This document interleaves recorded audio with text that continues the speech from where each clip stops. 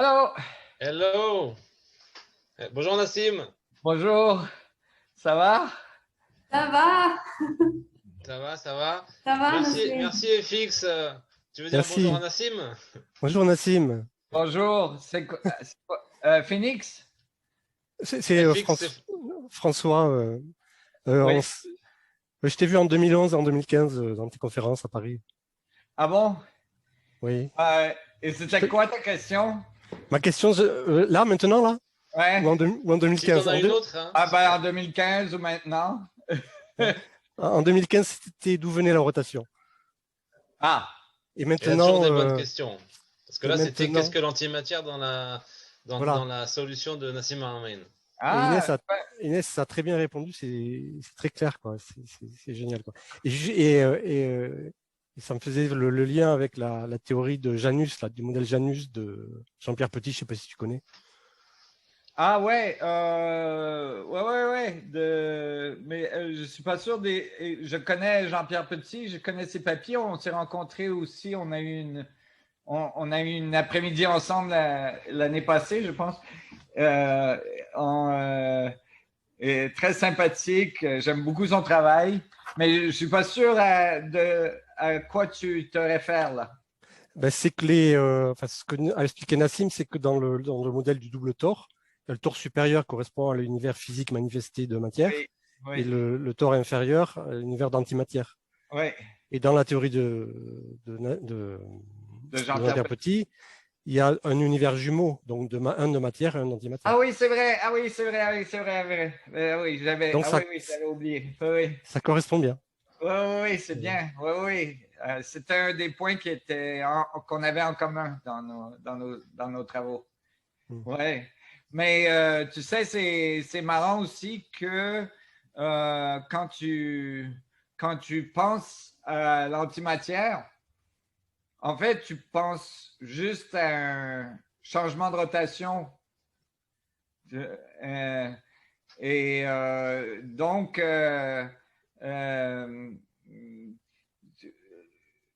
Oui, ça aurait dû être une. Je suis désolé, je ne parle pas français aussi souvent, alors je perds mes mots, mais ça aurait dû être, how do you say, un indice, ah oui. Ça aurait dû être un indice pour la communauté physique, tu vois, de penser, ah, mais le moment angulaire, c'est important, tu sais que c'est oui. ça, en relation à la polarité d'un système et en relation à ses coupling, you know. Coupling, Oui. c'est couplage en Ouais. français. Couplage, Ouais. ouais. Et Ouais. tu disais que dans ta conférence en 2015 que le proton tournait sur lui-même à la vitesse de la lumière. Oui. Et ça correspond à ce qui se passe au niveau de la surface, l'horizon des événements, où les photons, finalement, ils sont juste à la limite, ils sont en orbite. Oui. Or, c'est de l'énergie, et de l'énergie qui ne bouge pas parce qu'elle est localisée, c'est de la masse, Exactement. puisque E égale mc2. Et ce que disait Exactement. Inès, c'est quand la particule et l'antiparticule sont en contact, ça annule le moment angulaire, donc ça redevient lumière. Oui. Oui, c'est très bien. Exactement. Oui.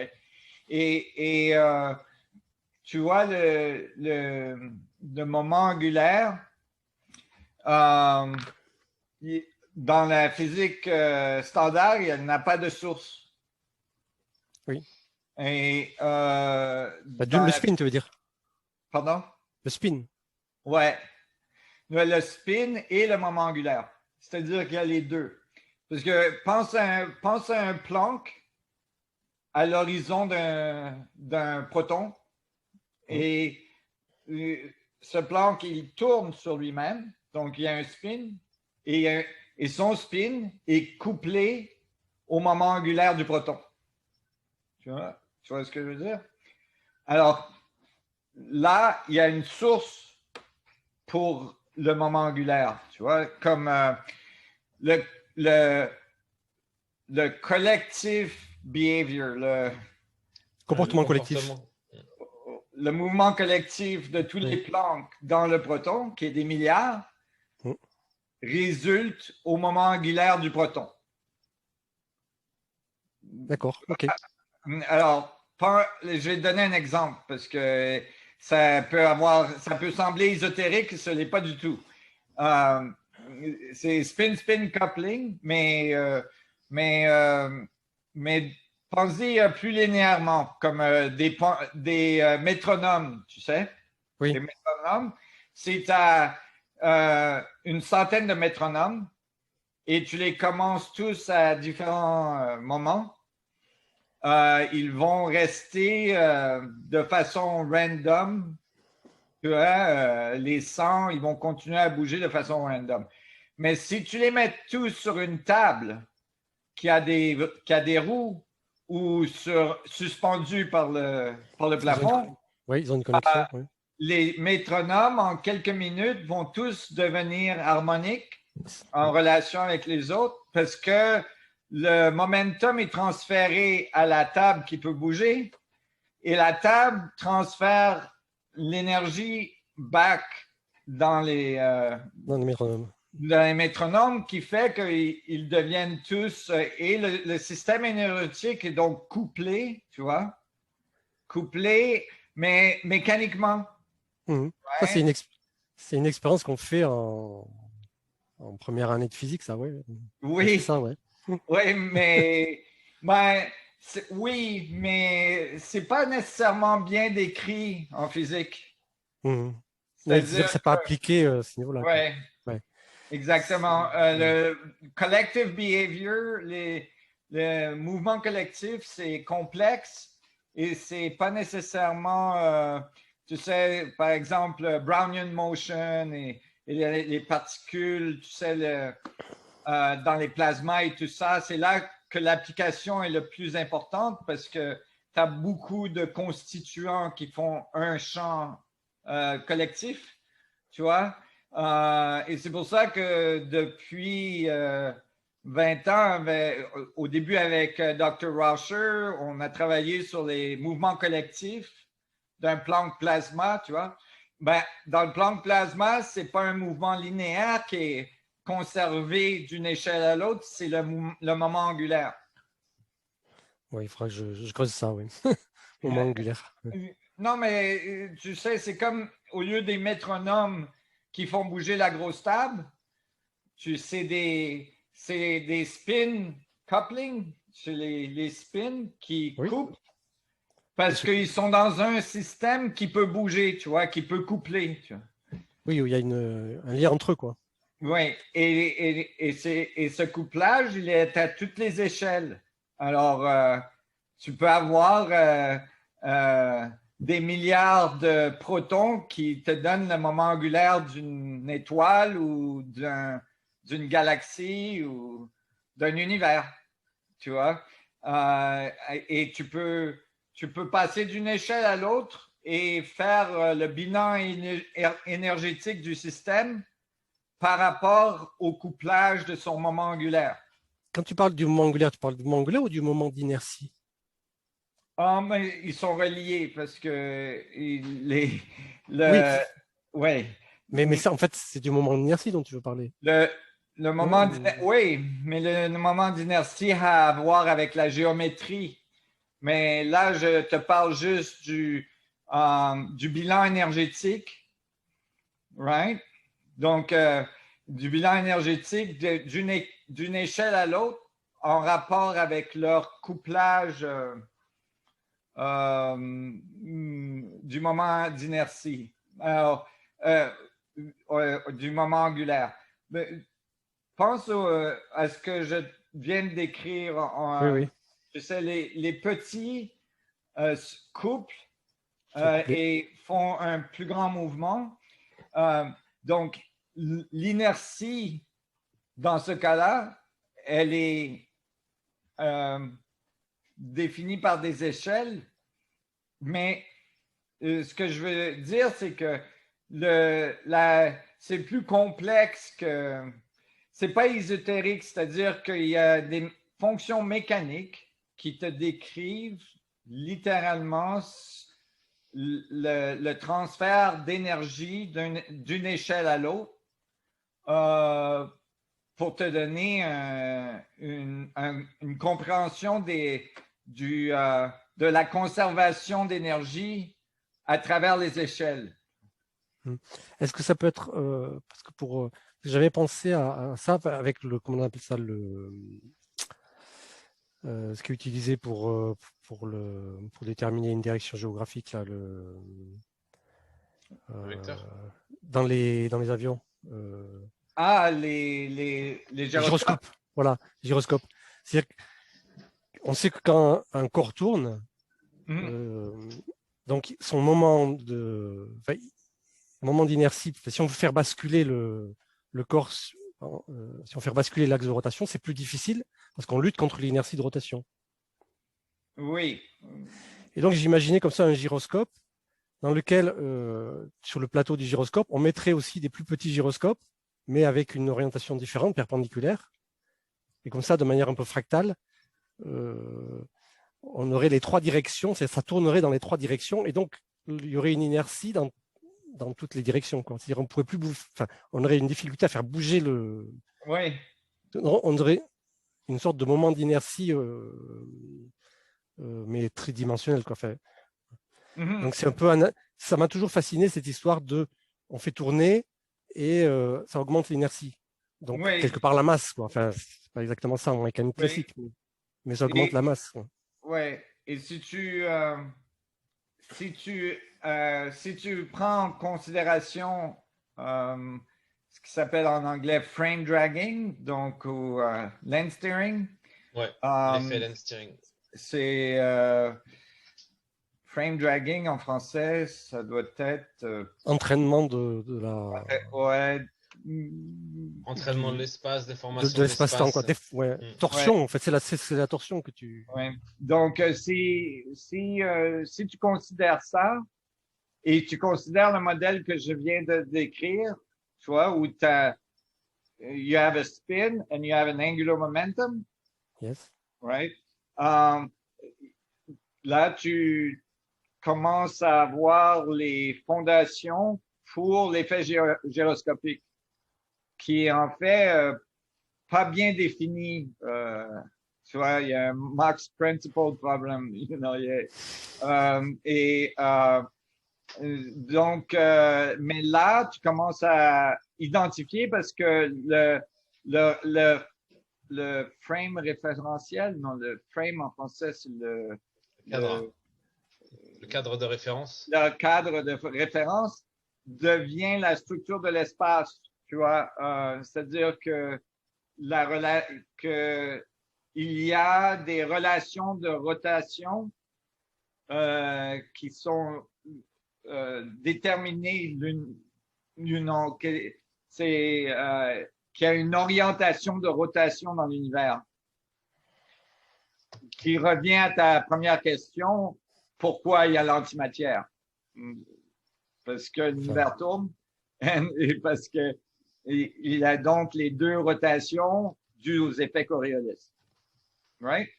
Okay. Et c'est pour ça que j'ai dit ça aurait dû leur donner un indice que la rotation et le moment angulaire et le spin doivent être incorporés pour que tu aies la bonne géométrie mathématique pour pouvoir décrire les échelles. Ouais. Ok, merci François. On va passer à une autre question. Je suis désolé, je sais que tu pourrais parler des heures avec Nassim, mais... pas de problème. Merci beaucoup. Merci en tout cas, merci pour ta question. J'apprécie. Des bonnes questions. Merci François. Ok. On va reprendre Aline. Aline S, tout à l'heure, Aline a été déjà passée, mais c'est la question qui arrive en premier dans toutes les questions pour lesquelles vous pouvez voter encore et voter pour les questions que vous préférez. Comme ça, on prend celle qui intéresse le plus de monde. Alors, je vais faire venir Aline et elle va parler parce qu'apparemment, elle a écouté ton live hier en anglais. Oui. Et tu as parlé des travaux de Masaru Emoto sur l'eau, sur la mémoire de l'eau. Ah oui, oui. Et elle voudrait te poser une question par rapport à ça. Donc, rebonsoir Aline. Bonsoir, bonsoir Nassim. Tu peux poser ta question à Nassim. Oui, hier, j'ai cru comprendre que quand tu as parlé des travaux des motos, que c'était pas si cohérent que ça et qu'il y avait peut-être pas, enfin, j'ai peut-être mal compris, mais que c'était pas si évident que ça, son histoire avec les cristaux. Oui, bon, non, c'est que sa méthode pour faire l'expérimentation n'est pas vraiment acceptable en fait de rigueur expérimentale. Et lui, il a tout de suite dit que c'était pas le mot final, c'était juste un début pour. Mais quand je lui en ai parlé, il m'a dit oui, il faut le refaire avec des conditions plus. Par exemple, une analyse statistique de la géométrie des cristaux in the sample, dans l'échantillon. Dans l'échantillon. Tu vois, puisque de la façon qu'il avait fait, c'était le LabTech qui décidait quel cristal photographier, tu sais.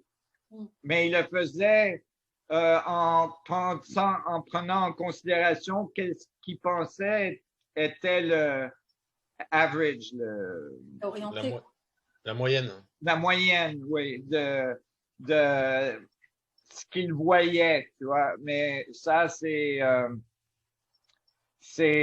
arbitraire au LabTech et donc peut-être on pourrait refaire avec une analyse statistique, même avec machine learning, on pourrait faire pour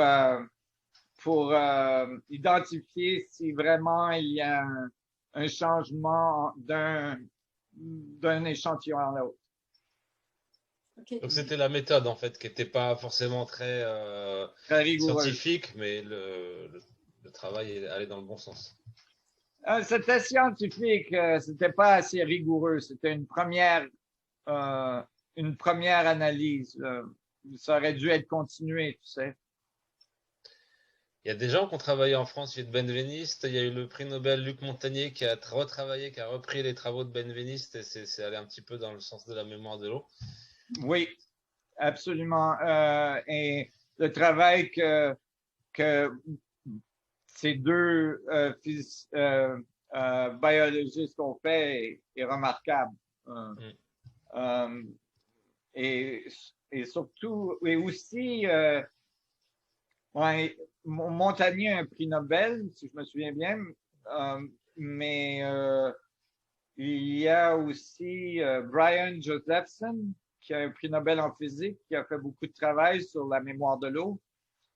Et il s'est fait prendre des tomates pour avoir fait ça. Même avec un prix Nobel. Montagnier s'en est pris aussi. Oui, mais c'est du travail très important et c'est du travail qui est qui peut avoir des impacts très profonds sur la qualité de vie et la santé et tout ça. Alors, c'est très valide et il faut vraiment pousser dans cette direction. C'est dommage que ça devient de plus en plus populaire avec l'aide de Gerald,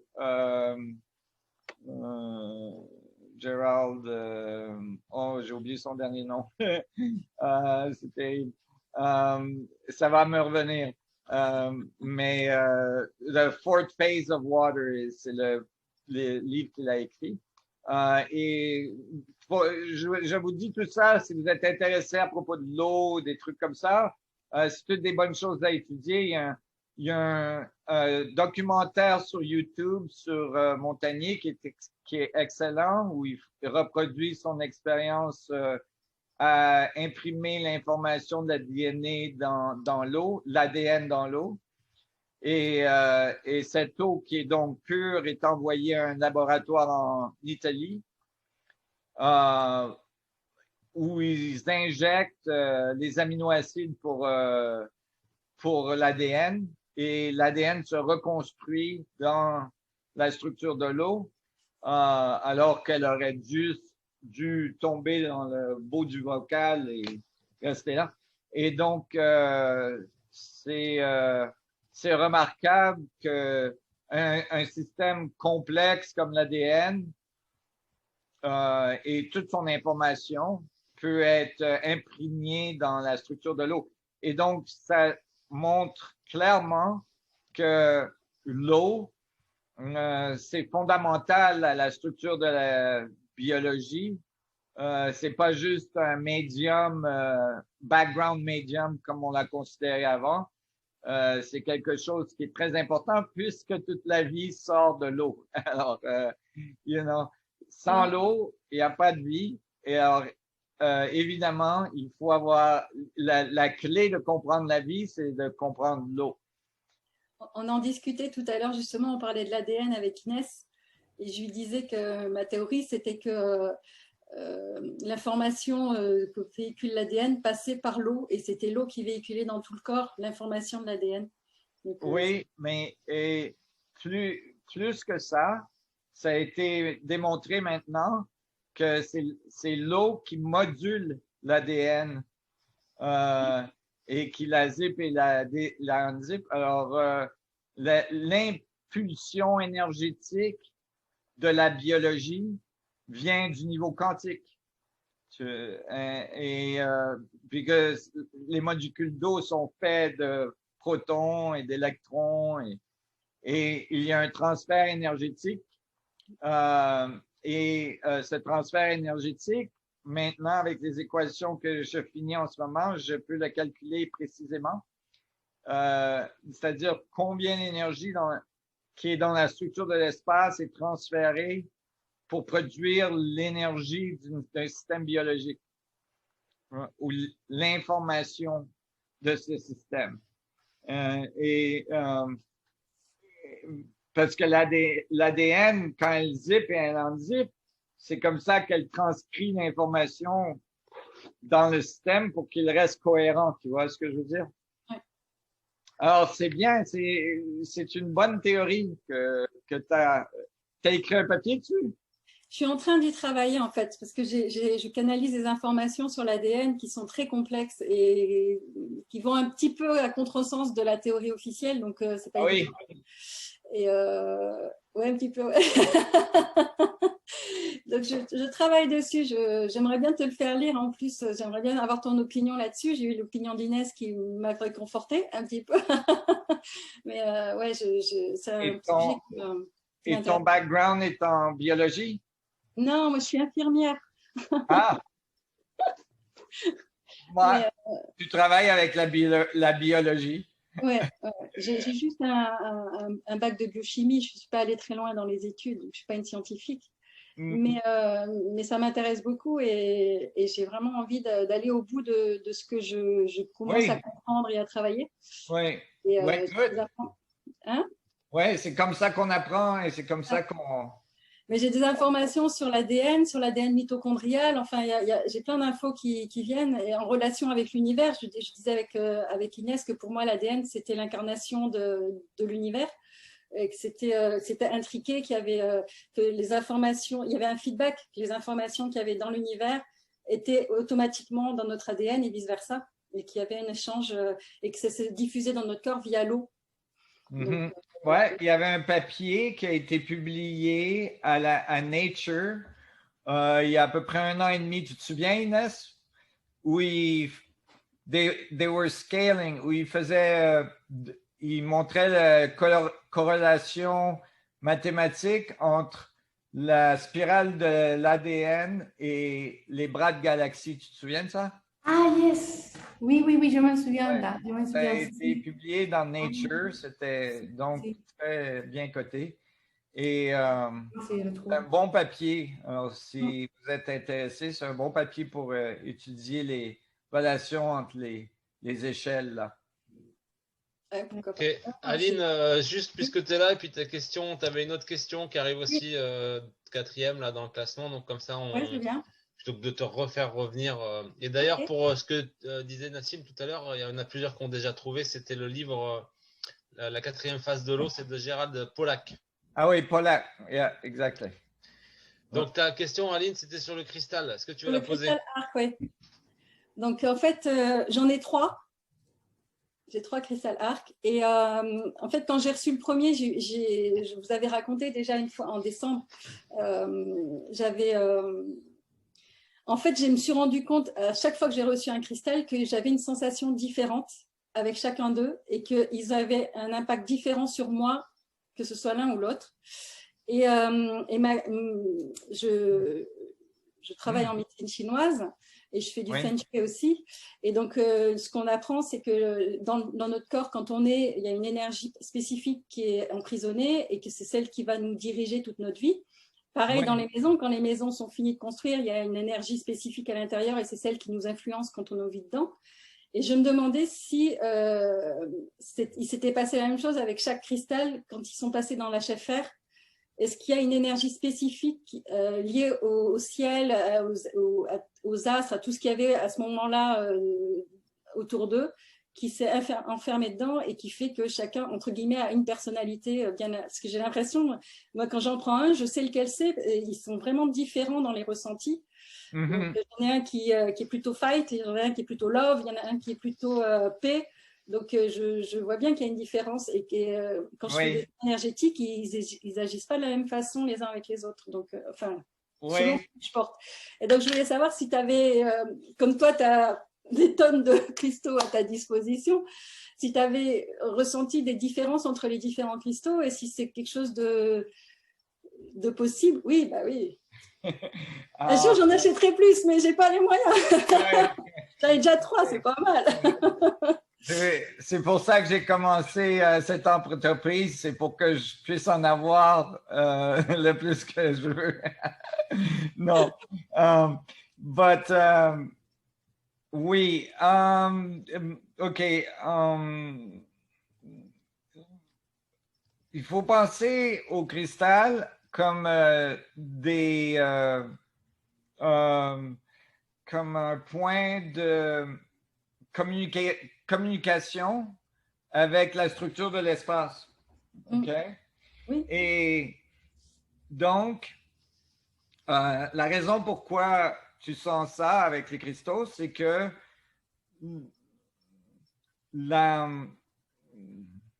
quand tu prends un cristal dans la main ou tu te concentres sur un cristal ou quelque chose comme ça, ces cristaux-là, pas tous les cristaux, mais ces cristaux-là, c'est spécifiquement ces cristaux-là.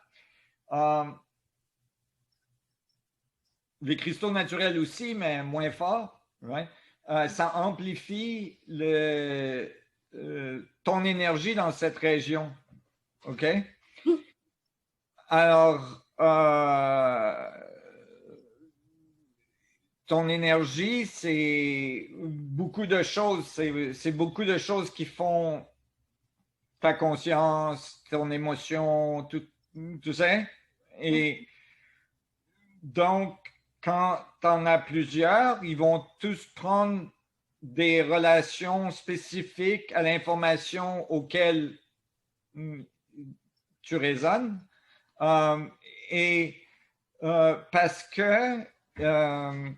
Parce qu'ils sont imparfaits. C'est-à-dire que on les coupe les plus parfaits qu'on peut technologiquement à notre échelle, right? Mais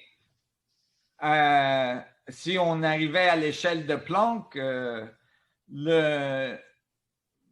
la texture du cristal, ce serait comme les montagnes plus grandes que l'Everest. Alors, la relation de l'information avec ce cristal va amener un aspect spécifique, peut amener un aspect spécifique de ton énergie.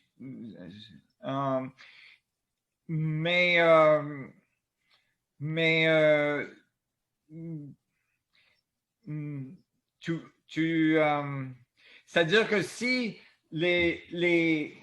tu enlevais 2 des cristaux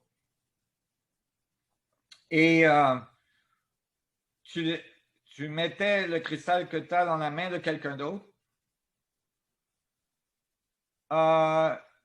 éventuellement, il commencerait à osciller à sa fréquence.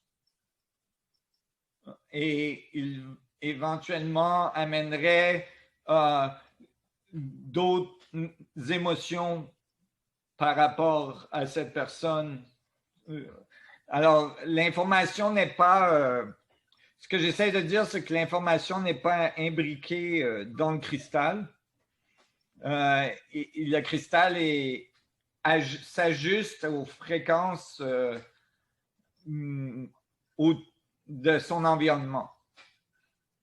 Et comment ça se fait que c'est toujours avec le même que je ressens la même émotion? Je veux dire que vraiment, je les différencie, les 3. Oui, parce qu'ils sont imparfaits. Dans leur imperfection, ils me connectent à ce sentiment-là. Mais on pourrait le mettre dans un contexte plus d'information, ça risque d'aider. Alors, comment ça se fait que l'information peut être dans la molécule d'eau, par exemple? Ou comment ça se fait que l'information peut être dans un cristal? C'est parce qu'il y a des imperfections qui créent des formes spécifiques. Bon. On l'appelle une imperfection. On pourrait l'appeler une perfection dans le reste qui est imparfait. Parce que c'est plus comme ça, tu vois. C'est plus qu'il y a un ordre, il y a un ordre qui se crée, une cohérence qui se crée, où on a une structure spécifique et cette structure-là représente de l'information. Tu peux penser même au sens de sentir. Le sens de sentir, c'est des géométries spécifiques qui sont détectées par des structures biologiques qui envoient un signal spécifique dans la tête qui te donne une interprétation d'une odeur. Hein? Et donc, quand on pense comme ça à propos du cristal, tu peux imaginer que puisque les cristaux sont imparfaits, il retient, il a une tendance vers une information spécifique. Et donc, mais ce que j'essayais d'exprimer avant, c'est que ce n'est pas spécifique. C'est spécifique au cristal, mais ça va changer d'une personne à l'autre parce que le cristal change d'environnement. Et donc, il change l'interaction avec les champs extérieurs à lui. Alors, il amène d'autres informations à d'autres gens. J'essaie d'expliquer. Mais...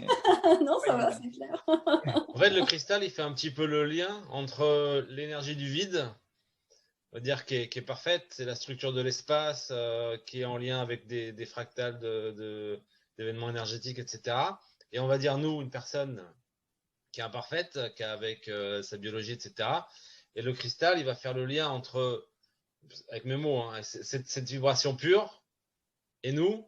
Et donc, en fait, il va s'adapter. Parce que sinon, il serait, voilà, comme tout est lié, il va s'adapter.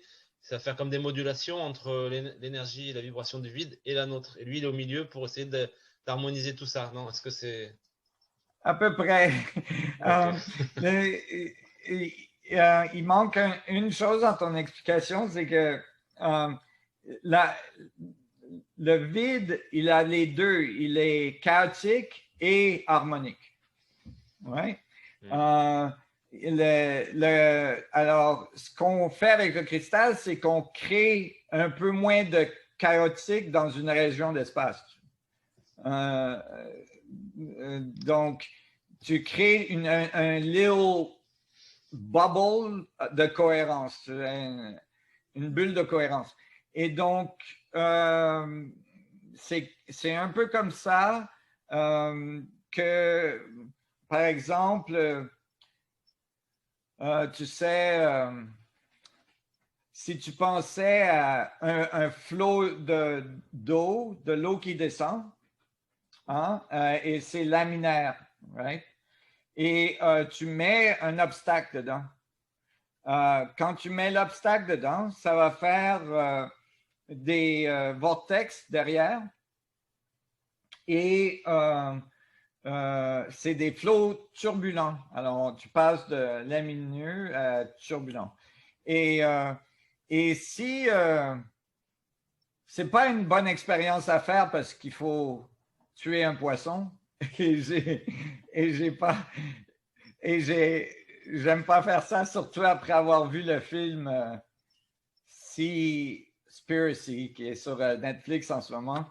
Il faut faire quelque chose à propos de nos océans, il faut faire quelque chose à propos de l'eau. Ouais. Bon, alors si vous mettez un poisson mort dans ce flot turbulent, c'est-à-dire un poisson qui vient de mourir, alors il est encore malléable, il n'est pas dur. Quand tu le mets en arrière de l'obstacle que tu as créé dans le flot pour faire il apparaît comme s'il était en vie, il nage exactement comme s'il était en vie et il remonte le flot vers l'objet. Hein? Et tu peux penser à ça comme le cristal crée un vortex, un mouvement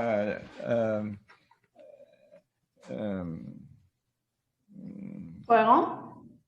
Non, mais je viens de dire le mot, mais là, je viens de le repère. Turbulence? Turbulent, ouais. Turbulent dans le flot de la structure de l'espace. Et ça fait que ça crée une bulle de cohérence dans cette région. Et comme le poisson remonte l'eau, ça crée un effet énergétique qui peut être transmis à la biologie en créant de la cohérence dans la structure de l'eau, de la molécule d'eau. Et c'est pour ça que c'est important d'identifier que l'eau, c'est la source de la cohérence de l'ADN. Si on crée la cohérence dans l'eau, après, ça donne la cohérence à l'ADN, ça aide la transcription d'informations, ça aide la communication entre les cellules, ça aide la communication entre la production d'énergie et le champ électromagnétique, c'est-à-dire la polarisation des cellules. Tout ça devient plus efficient, tu sais? Efficace. Efficace. Oui, efficace, oui. Ok. Merci Aline. On va passer à une autre question qui est un petit peu en lien. À bientôt. Merci Aline. À bientôt. À la prochaine. On va passer à une question qui est un petit peu en lien, justement. C'est Cécilia. Alors, elle n'est pas dans les questions dans le top, mais Cécilia, elle pose sa question tous les mois.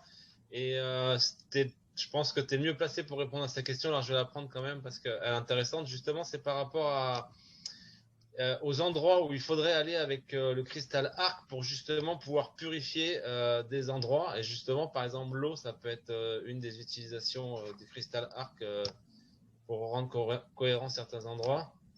Donc, elle va arriver normalement. Salut Cécilia. Bonsoir. Bonsoir. Alors, on vous voit pas, c'est normal? Vous avez non, c'est pas normal. Voilà, c'est bon. bon. Ok, bonsoir. Je vous laisse poser votre question à Nassim. Cécilia, vous êtes dans les montagnes? Oui, je suis dans un van, oui, en Ardèche. Là, j'ai aménagé un van justement pour faire le tour de France, rencontrer les gens et essayer d'aider un peu à différents niveaux. Great. Donc, du coup, j'avais 2 questions. Je sais pas c'est laquelle. Bah, celle que tu veux. Moi, j'avais posé la question. Donc, la première question, en fait. Ok. Non, vas-y. Ok. J'ai donc, ce qui habité dans m'intéresse. une van pendant longtemps, 5 ans. Ok, excellent. Ouais, 5 ans. Ouais. Bah, c'est là où on se reconnecte à la nature et où on rencontre les gens, où il y a de l'entraide, du partage et c'est vraiment chouette, ouais. Ouais, j'ai toute une théorie à propos de la capacitance. Non, en français, capacité. la capacité. Non. Capacité, non? Non. Un capaciteur. Capacitance. C'est, tu sais, une composante qu'on met dans les circuits électroniques pour storer l'énergie. Et c'est fait de 2 plaques de métal qui sont isolées. Condensateur? Condensateur. Un condensateur? Oui, condensateur, c'est ça. Oui. Et tu vois, dans une vanne, c'est comme si tu étais à l'intérieur d'un condensateur, tu vois, et tu peux être très inspiré. C'est là où l'intuition passe le mieux, en fait, hein, quand on est dans le voyage, enfin, dans le van, mais également en voyage, en fait, et qu'on lâche le mental. Ouais. Ouais. Alors, c'était quoi ta question? Alors, Inès, qu'est-ce que tu allais dire? Si vous voulez poser une question à tous les deux que vous avez eu l'expérience, c'est parce que vous êtes isolés de gens. C'est une question qui a à voir avec la solitude. Être dans une van? Oui, en fait, dans une van, dans la nature, c'est l'effet d'être dans un van, mais ça peut être dans une ville. Il faut vraiment que ce soit isolé de gens, en fait. Il ne faut pas avoir de contact avec les gens. Ben, pour moi, en tout cas, c'était important que j'ai le minimum d'électromagnétique noise. Le bruit électromagnétique des grandes villes, c'était très problématique pour moi. Alors, j'allais dans les grandes villes juste pour aller aux universités et faire des photocopies de tous les bouquins qu'il fallait parce que j'étudiais la physique. Et je ressortais de là et j'allais dans les montagnes ou bien à la mer où je voulais aller pour pouvoir travailler, surtout dans les montagnes parce que je faisais de l'escalade dans le temps. Et être dans la nature, ça aide toujours à être inspiré. Je pense que c'est super important. Et en tout cas, ça, c'était mon expérience. Je rejoins, en fait, c'est ça. Puis je dirais aussi qu'on n'a pas les vibrations des autres personnes, les égrégores de peur, de stress, etc., qu'on peut trouver dans les villes. Et c'est vrai que ça fait du bien de se couper un peu de ça. Voilà. Cécilia, je ne sais pas si tu nous entends encore. On est en train de te perdre, là, le son et l'image. Ouais, là, ça va être difficile. L'Internet dans les vannes, c'est le désavantage, c'est l'inconvénient. Relié plutôt à la nature, aux choses calmes, enfin, aux choses essentielles, en fait. Je vous entends, mais il y a peu de réseau, effectivement, oui. Bon, c'est revenu. Moi, je vous entends. Caméra. Alors. C'est bon? Ouais, c'est bon. Ok, alors je vais couper la caméra. Okay. C'est bon? Ok. Ouais. Donc du coup, la question que j'aimerais te poser, c'est est-ce qu'il y a des endroits en fait en France où je pourrais passer avec le cristal d'arc pour essayer de rétablir un peu la cohérence ou en tout cas pour essayer d'éveiller un peu les gens? Enfin voilà. Est-ce qu'il y a des lieux spécifiques, de l'eau, des montagnes ou autres qui peuvent aider? Oui, partout. Ok. Il faut aller partout. Mais pense un peu comme ça. You can think of it. Alors, c'est en français, je peux y penser de cette façon. C'est que tu nettoies quand tu bouges. Tu vois? Okay. Oui. que tu aies le cristal ou pas. Mais si tu as le cristal, tu peux amplifier le nettoyage. Tu nettoies et tu crées la cohérence partout où tu vas. Il y a beaucoup à nettoyer. Partout, c'est pas juste en France. Et donc, c'est une façon, mais évidemment, il y a des endroits qui sont plus énergétiques à cause des minéraux qui sont dans le sol dans cet endroit, à cause de l'eau qui passe dans ces minéraux dans ces endroits, à cause de sa position géomagnétique par rapport à d'autres minéraux sur la planète et tout ça. Et donc, si vous allez à ces endroits, vous pouvez amplifier le nettoyage. C'est comme rentrer dans un plus gros vortex pour envoyer plus d'informations dans une petite bulle dans la grosse bulle. Et c'est encore le transfert d'informations, tu sais, des métronomes sur la grosse. Ok. Et pareil. On t'entend plus, Cécilia. Oh. Essaye de couper ta caméra. Et... Là, elle revient. À Saint-Armand-Mauron, en plein centre. Ouais. Là, vous m'entendez? Oui, ouais. Ça revient. Alors, est-ce que je vous entends, hein, c'est OK? OK. Ouais. Il y a un endroit au centre de la France, la Cité de l'Or, qu'on appelle aussi la Pyramide Noire. Je voulais savoir, apparemment, c'est un lieu qui est assez néfaste au niveau énergétique. Je voulais savoir si des lieux comme ça, c'était intéressant d'y passer ou pas. Oui, il y a toujours, d'habitude, les endroits que je décrivais qui ont des gros, des points géomagnétiques sont connus. Alors, ils sont connus comme des endroits naturellement énergétiques parce que les gens sont sensibles à ces variations d'énergie et à ces vortex. D'ailleurs, même juste en regardant les weather maps, les cartes météo.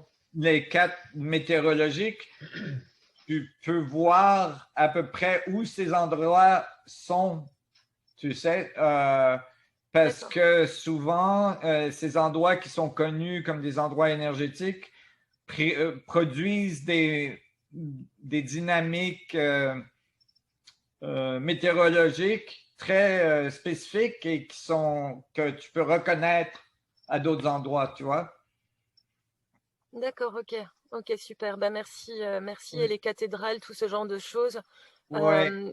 Oui, les cathédrales, il faut faire du nettoyage. Oui. Ok. Oui. Bon, bah, c'est génial, d'accord. Oui, mais c'est très bien aussi de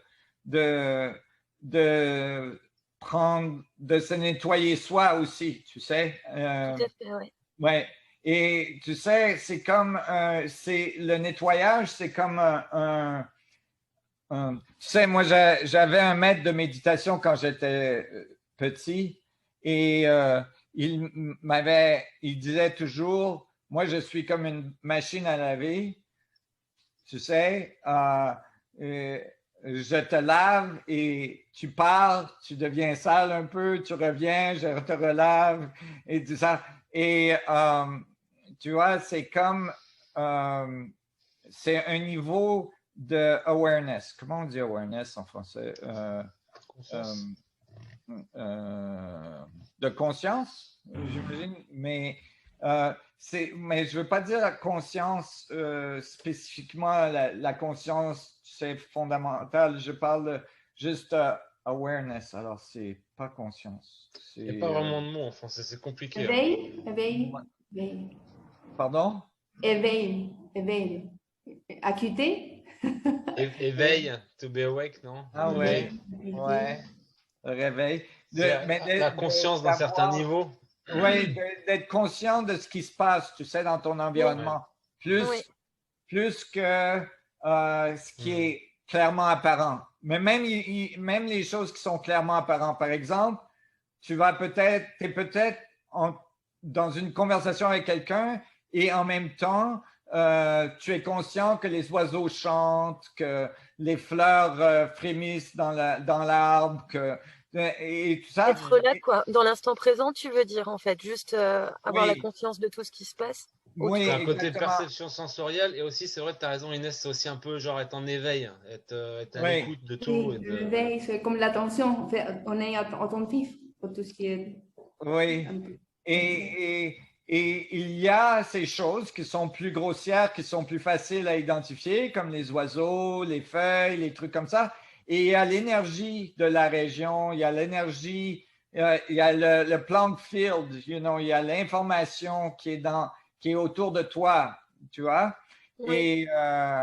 Et ça, donc, et ça peut être le résultat d'une interaction avec d'autres gens autour de toi, ça peut être un chien, ça peut être tout ça. Et donc, il y a une énergie, il y a une information qui est échangée, et d'être présent à cette information, c'est aussi pouvoir la nettoyer, créer le plus de cohérence qu'on peut dans cette région de l'espace et qui inclut les gens qui sont dans cette région, l'herbe, les arbres, les animaux, tous les minéraux, tout ce qui est là-dedans. C'est-à-dire qu'on peut créer la cohérence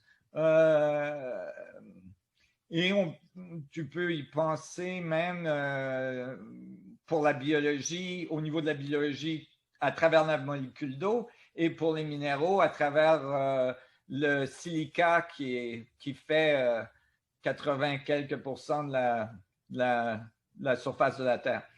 Alors, c'est comme ça que je le décrirais, tu vois. Et d'être conscient de ça, c'est important. Et finalement, il y a plus à être qu'à faire. C'est ça, finalement. Oui, ça, c'est une très bonne philosophie. Et quand le truc qui est marrant, c'est que quand tu prends cette philosophie, typiquement, tu te retrouves à faire beaucoup. Ouais. Alors, tu vois. Il faut se freiner, oui, il faut se freiner pour arrêter de faire. Enfin, en tout cas, pour ma part, faut avoir conscience, comme tu dis, avoir conscience et juste être. Ouais. Ouais, être et dans chaque circonstance, essayer d'être le plus présent dans cette circonstance qui demande donc ce awareness, cet éveil de présence dans cette circonstance. C'est ça qui est décrit quand il dit « be here now », you know.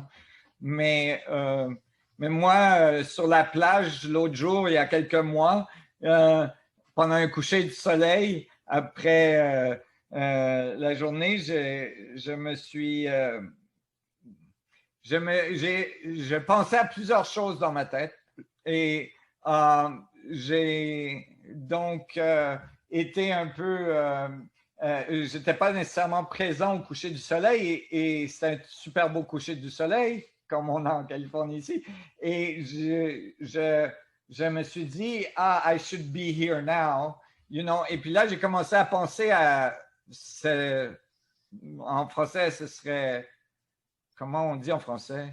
C'est soyez ici maintenant. Je devrais plutôt me concentrer. Être présent. Être présent. Être présent dans le moment présent. Ouais, rester dans le moment présent. Mais je me suis demandé, c'est quoi le moment présent, tu vois? Et je me suis demandé, what is here? You know, parce que c'est deux concepts très fondamentaux qui ne sont pas vraiment expliqués en physique, hein, parce que le temps, c'est vraiment ésotérique en physique, et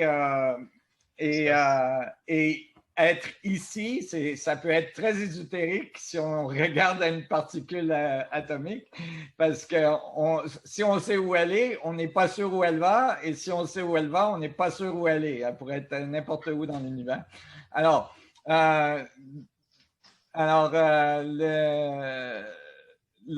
alors, je pensais à tout ça et je me suis dit, mais ce serait... Et puis, j'ai essayé de sentir be here now, tu sais. J'ai essayé de sentir dans moi et je me suis demandé pourquoi à chaque fois que je pensais be here now, j'arrivais pas à le sentir. Ça marchait pas, tu vois. Ça me mettait pas here now, tu vois. Et j'essayais de comprendre et je me suis dit, ah, mais c'est parce que c'est quoi here? Alors, t'as moi, t'as les cellules qui me font, ça c'est, tu sais, 100 trillion, et là, tu as les atomes qui font ces cellules, c'est un autre 100 trillion, et tu sais, tu peux aller jusqu'au Planck. Alors, c'est lequel Planck qui est here, tu sais, qui est maintenant, qui est now, c'est pas évident. Alors, et puis là, si tu assumes sub-Planck et tout ça, et tu peux faire la même chose en montant. Et là, je me suis dit, alors, si je voulais, pour moi en tout cas, c'est pour moi, mais ça s'applique peut-être aux autres, mais pour moi en tout cas, si je voulais vraiment avoir le sentiment que ce que je dis est vrai, il faudrait que je dise be everywhere at all time, right? Et là, alors j'ai essayé, j'ai dit be everywhere at all time et je l'ai senti. J'ai senti la relaxation qui vient parce que everywhere fait now, you know? Everywhere fait tous les points dans l'espace ensemble font le présent de n'importe quel des points, right? Alors, et là, j'ai pu sentir, en tout cas, c'est vrai que tous ceux qui ont dit qu'ils avaient eu comme ça une expérience justement de se sentir présent au moment présent dans le temps et l'espace, c'est en même temps un sentiment de connexion avec le tout. C'est vrai? Exactement. Exactement. Et souvent, ils rapportent leur expérience en disant « J'avais l'impression de pouvoir savoir tout. » Oui. En étant là, quoi. Oui. C'est aussi en reprenant conscience de notre respiration. C'est là où j'arrive à me remettre dans l'instant présent, vraiment avec inspiration, expiration. Ça me ramène au présent. En tout cas, merci beaucoup. Juste en 30 secondes, si je peux poser la deuxième question et laisser la place aux autres. Très vite alors, parce que déjà, je pense que... Ouais, en 20 secondes. Ouais. J'envisage un tatouage et je voulais savoir ce que tu pensais, enfin toi Inès, des tatouages. Est-ce qu'il y a des formes spécifiques qui peuvent être bonnes vibratoirement parlant ou est-ce que c'est pas bon parce qu'on fait des trous dans la peau? C'est pour toi, Nassim. Tu dois répondre à toutes les questions. C'est pour Inès ou pour moi? Moi, je ne parle pas de toi de tatouage. Okay. Non, par exemple, la fleur de vie, j'envisage une fleur de vie. Après, voilà, juste en quelques mots pour laisser la place aux autres. Mais tu sais, peut-être que je ne devrais pas dire ça, mais je vais le dire quand même. Je peux prendre de la poudre de cristal et faire le même processus que je fais avec l'arc cristal et la poudre devient énergisée comme ça, tu vois. Et j'ai obtenu de la poudre qui est très, très, très fine de cristaux et elle est assez fine qu'elle pourrait tatouer. Donc,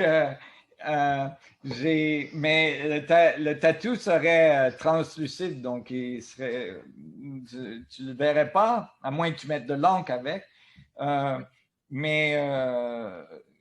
Donc, j'ai pensé à mettre ça sur le marché, mais j'ai pas eu la lumière verte de mon staff encore pour faire ça. Mon opinion, c'est qu'en général, c'est mieux de ne pas faire de trous dans la peau. Okay. Ça, c'est to be honest. Et de mettre de l'encre. Mais c'est aussi personnel parce que ça peut aussi avoir un effet positif. Ça dépend de ta relation avec cette marque qui va être sur ton corps. Si ta relation avec cette marque devient pas nécessairement positive, par exemple, les gens qui tatouent le nom d'une relation qu'ils ont eue dans le passé sur la peau, et puis cette relation devient change, et la personne a encore cette marque sur la peau, ça peut avoir un effet négatif aussi psychologiquement pour la personne. Et donc, il y a plusieurs aspects. Mais la fleur de vie, ça risque de rester positif pour toi. Ça marche. Mais en tout cas, merci beaucoup à vous. Hein. Merci. Et bonne continuation. Au revoir. Merci Cécilia. Bonne soirée. Bonne soirée. Au revoir. Ok, on va prendre peut-être une dernière question vite fait. C'est vrai que ça passe très très vite à chaque fois et il y a plein de questions. On va prendre la première. Je vais te la poser comme ça. T'as combien de temps, Nassim? Je peux faire une autre ou deux questions. Okay. Je sais que j'ai donné de longues réponses. Je m'amuse trop. Et puis c'est marrant, à chaque fois on parle de sujets complètement différents. Ouais. Oui, donc, alors il y a Nathalie qui pose, c'est la question la plus votée. C'est la première fois que quelqu'un me demande à propos des tatous. Moi aussi, c'est original. Ouais. On t'épargnera rien, quoi, je veux dire. Alors, il y a Nathalie qui demande, Nassim nous a déjà raconté qu'il a été invité à des réunions des grands de ce monde pour parler du futur énergétique. Pense-t-il que ces personnes peuvent basculer vers l'amour de notre planète plutôt que vers le financier? Ne plus être des marionnettes et agir pour le bien commun. C'est une question que beaucoup de gens se posent en ce moment. Le rapport de force, ils ne savent pas trop dans quel côté ça va tomber. Est-ce que... Ouais.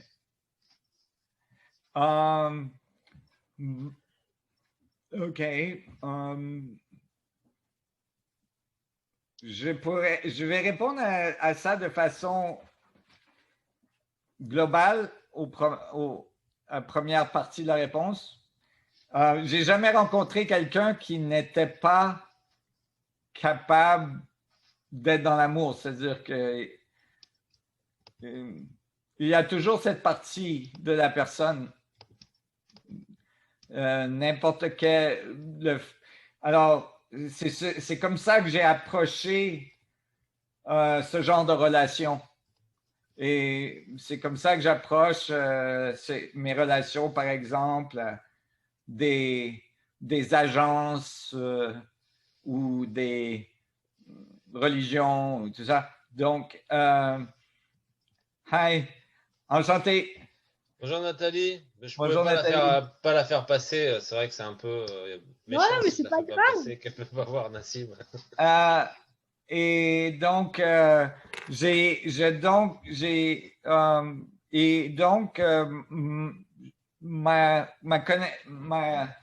ma discussion avec eux venait à partir de ce point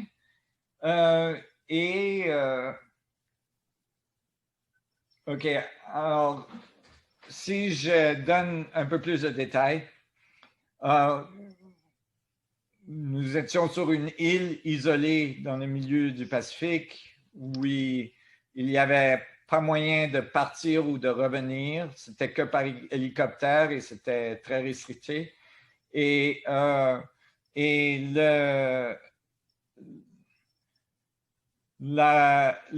description, la période était de plusieurs jours et il y avait des conférenciers, mais il y avait deux conférenciers qui étaient les conférenciers qui donnaient le meaning, le thème. Le thème, oui, de la conférence, qui incluait toutes les compagnies, les plus grosses compagnies de pétrole et les advisors, les scientifiques advisors pour les gouvernements et tout ça. Et et les militaires et tout. Et moi, j'étais en charge d'amener la conférence, donner le point sur les technologies qui vont changer, disruptive technologies, qui vont changer la façon qu'on fait les choses sur la planète. Et comment l'industrie et les gouvernements doivent s'ajuster pour que ce changement se fasse de façon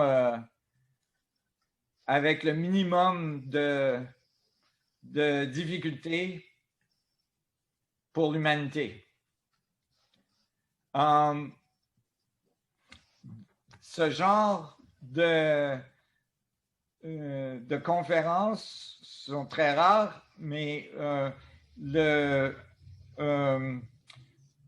problème, c'est il y a eu des moments très intenses. Il y a eu des moments très intenses avec des gens qui avaient des problèmes avec ce que moi et un autre conférencier qui mettait le point,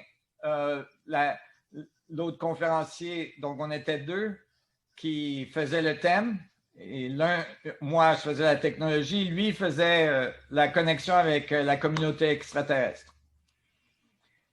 On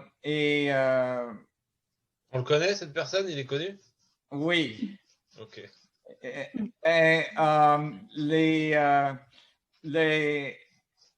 Les résultats, après ma conférence, c'était un niveau d'élévation assez haut déjà, par rapport à beaucoup à un physiciste spécifique qui était dans la salle, qui avait des problèmes avec ce que je disais, et dans son cas, une grosse majorité de la foule. Et donc, on s'est retrouvé dans une situation où on était tous confins sur cette île à avoir à trouver des solutions et des compréhensions. Et donc, on a appris à s'écouter et à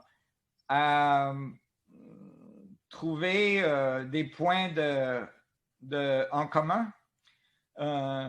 Et je veux dire que, donc, tous ces gens, ils ont des familles, ils ont des enfants, ils sont des êtres humains qui qui ont des intérêts spécifiques, évidemment, pour leur famille et pour leurs enfants et aussi qui, dans beaucoup de cas, veulent faire la bonne chose pour l'humanité. Ils veulent donner à leurs enfants et à leurs petits-enfants et tout ça un monde qui fonctionne, qui n'est pas complètement détruit. Mais ils font partie d'institutions, de structures et tout ça qui font ils doivent trouver une façon de... Bon, alors, il y a ceux dans ces groupes qui sont vraiment prêts à basculer, ce que tu demandais du côté de l'amour. J'aimerais penser du côté de la survie. Et d'autres qui ne sont pas encore arrivés là. C'est-à-dire qu'ils ont plus d'intention sur leur propre survie personnelle que pour le tout. Et donc, pour changer les institutions, il faut changer les institutions et pour changer les institutions, il faut que assez de personnes dans ces institutions deviennent conscients de notre unification collective. Et quand ils c'est pour ça que j'ai accepté d'aller sur cette île, parce que sinon, j'aurais dit non. Mais surtout que je ne savais pas si on pouvait repartir de cette île. Et donc,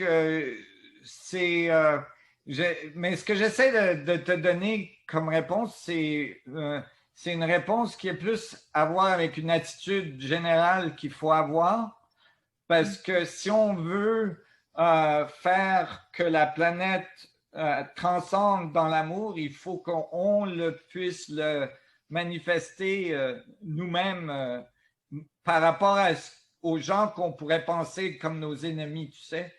Oui, comme toi, tu es toujours positif, tu parles positivement, tu reçois les gens comme ils sont et tu vas toujours dans le bon sens et tu vois le meilleur pour en sortir à chaque fois.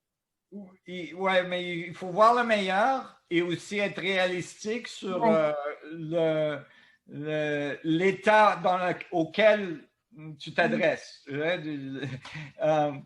Et c'est pour ça aussi qu'il faut être patient avec les gens, parce que il y a un apprentissage, il y a, tu sais, et c'est pas toujours facile d'être patient.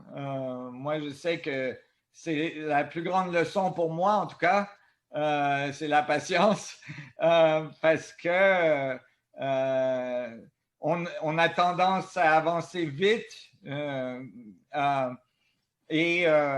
et c'est difficile de voir ce qui se passe sur notre planète en ce moment, par exemple, dans une grosse portion de la planète. Mais on voit aussi des changements incroyables qui se passent en ce moment dans nos institutions. D'accord. Parce que dans Thrive 2, tu sais, il montre donc au Zimbabwe qu'il y a un appareil, le jeune Maxwell, qui a l'énergie libre, donc c'est là. Et tout est là. Et qu'est-ce qu'on fait? Est-ce que finalement on sait que c'est possible? On y va, on n'ira pas parce que un collectif, tu comprends? Oui, mais c'est ça, c'est encore les métronomes, il faut qu'ils se synchronisent. Et il faut un mouvement collectif. C'est pour ça que c'est vraiment important que tout le monde, chaque personne a une responsabilité d'amener ça. D'ailleurs, j'ai vu j'ai trouvé très bien un short movie, un petit film qui est sur YouTube en français, qui est c'est une jeune fille qui est dans la rue avec une boule noire. Je ne sais pas si ça s'appelle boule jaune ou boule noire. Mais elle est avec. Non, elle n'a pas la boule noire, mais elle a une intercation avec une personne qui n'est pas positive. La boule se transfère à cette personne, c'est une boule noire. Et il y a une autre interaction avec une autre personne qui n'est pas très positive et la boule noire va à l'autre personne et tout ça. Et évidemment, et éventuellement, la boule noire revient à la personne avec une interaction pas nécessairement positive. Et après, quand elle arrive à la maison, il y a des boules noires partout parce qu'elle les a collectées. Et un soir, une journée, elle décide de peindre les boules noires jaunes et de donner des boules jaunes. Et donc, c'est bien fait. J'ai trouvé très bien fait le petit film. Et c'est l'idée de, tu sais, à travers la journée, on va peut-être donner des boules noires, on en donne tous, tu sais. On se fait couper quand on conduit par quelqu'un sur l'autoroute. C'est juste une question d'être positif. Ça ne veut pas dire qu'on n'a pas des moments négatifs. Ça veut dire que quand on a des moments négatifs, on est conscient qu'on a un moment négatif et on est capable de transformer ce moment de boule noire en boule jaune, le mieux qu'on peut, et on devient de plus en plus mieux à transformer nos boules noires en boules jaunes, tu vois, de meilleur à meilleur à faire le travail, qui rejoint ce que je parlais avant de faire du clean-up, tu sais, de nettoyer. Oui. En fait, on doit se purifier parce que si en nous transformant, qu'on est et qu'on transforme, c'est ça? Oui. Oui. Et ce qui est bien, c'est que maintenant, j'ai les mathématiques pour le montrer. C'est-à-dire que même à ce niveau-là, je peux maintenant faire un bilan énergétique de l'énergie parce que j'ai les équations pour le faire. Et donc, je devrais éventuellement pouvoir calculer, par exemple, un changement chimique dans le corps d'une personne qui est équivalente à un changement émotionnel, tu sais. Et avoir le bilan énergétique, mathématique de ce transfert d'informations, tu vois. Ça, ça peut être très utile quand tu veux l'appliquer, par exemple, au bien-être et à la santé, et à la prolongation de la vie et tout ça. C'est ces équations qui ont à voir avec la cellule, la molécule d'eau qu'on parlait avant. Tu as la façon de pouvoir te connecter au système biologique pour l'énergiser, tu sais, pour recréer la cohérence. Alors, de cette façon, on peut sauver nos océans et sauver notre planète et nous sauver, nous. Et ce qui est vraiment, vraiment important en ce moment, vraiment, vraiment important, c'est vraiment important que ça devrait être la concentration totale de toutes les entreprises et organisations sur la planète. Mais ça ne veut pas dire que s'ils vendent des sacs en plastique, ils arrêtent de vendre des sacs en plastique, mais c'est qu'ils font de la recherche, ils investissent des gros montants de leurs bénéfices à faire de la recherche sur comment faire des sacs en plastique qui se biodegrade, you know, et des trucs comme ça. C'est un investissement collectif qu'il faut faire sur notre planète et sur notre survie. C'est vraiment important. Et les technologies, ils émergent en ce moment. Et donc, tu demandais à propos de ces technologies qui sont déjà là. Oui, ils sont déjà là, mais l'effort collectif n'est pas là encore, mais il y arrive. Il y arrive. Est-ce qu'il y arrive à temps? Ben, j'espère. J'espère qu'il y arrive à temps. Ça, c'est la course contre la montre auquel on est, et on est à la dernière minute de cette la dernière seconde plutôt. Et il faut tout mettre en place, et on a tout l'information qu'on a besoin. On a tout ce qu'on a besoin pour mettre en place. It's all there, you know. Et ça, c'est juste, il faut amener l'intention collective à la comment on dit, thrive, à la survie, ou mieux que la survie, à l'abondance, à la prospérité. Ouais, à l'abondance, incluant l'abondance de santé, au lieu de la destruction de la branche sur laquelle on est assis.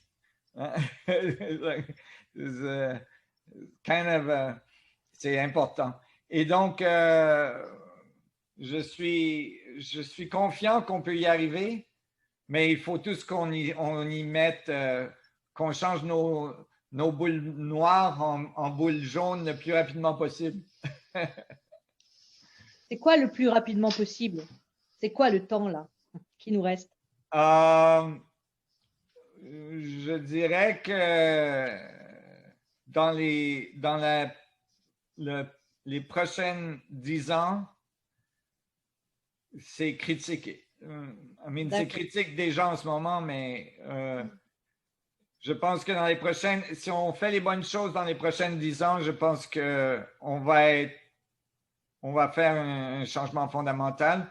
Mais les années qui suivent, c'est-à-dire la prochaine année, 2021, 2022, 2023 vont être critiques.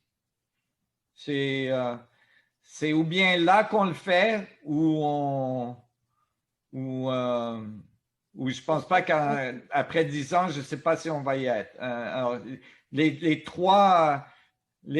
2 à 3 prochaines années sont super importantes.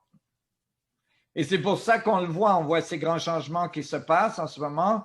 Il y a une accélération de transformation très, très grande. En fait, ce virus nous a aidé à transformer la population très rapidement. Et je pense qu'il y a de plus en plus de personnes qui deviennent très rapidement conscients des choses. En fait, c'est juste une conscience de what matters, des choses l'importance. Ce qui est important dans une vie. Et je pense que les gens se rendent compte très rapidement maintenant que la maison et les voitures et les trucs, tout ça, ça peut partir très rapidement. Qu'est-ce qui reste à la fin d'une vie? C'est la relation avec les gens, c'est l'amour que tu as échangé, c'est les gens qui t'ont aimé, c'est toutes ces choses. Et que c'est mieux de faire de tout ça tu sais, plus d'amour et moins de bonheur. Et c'est mieux comme ça. Et ça ne veut pas dire qu'on ne fait pas de boule noire. Hein. Encore une fois, on en fait tous. C'est juste que faut faire plus de boules jaunes. Comment vite on peut récupérer. Hein? Il faut faire plus de boules jaunes. Oui, il faut faire plus de boules jaunes. OK. Merci Nassim. Merci beaucoup. Merci Nathalie. Bon, il y a plein de questions. Ouais, le meilleur, merci pour vous aussi. Ouais. Merci. Et donc, il y a encore plein de questions. On pas le temps Toutes des boules jaunes pour tout le monde. Merci à tous de nous avoir suivis. À la prochaine fois, le mois prochain. Merci Nassim d'avoir été là. Merci Inès. Merci à tout le monde et merci la France. Je vous aime. J'ai bien hâte d'y retourner. Oui. Vous manquez beaucoup. Oui, à la prochaine. J'essaie de revenir le plus tôt possible. Avec plaisir. Au revoir. Bye bye. Bye. Gratitude, ouais, à vous tous.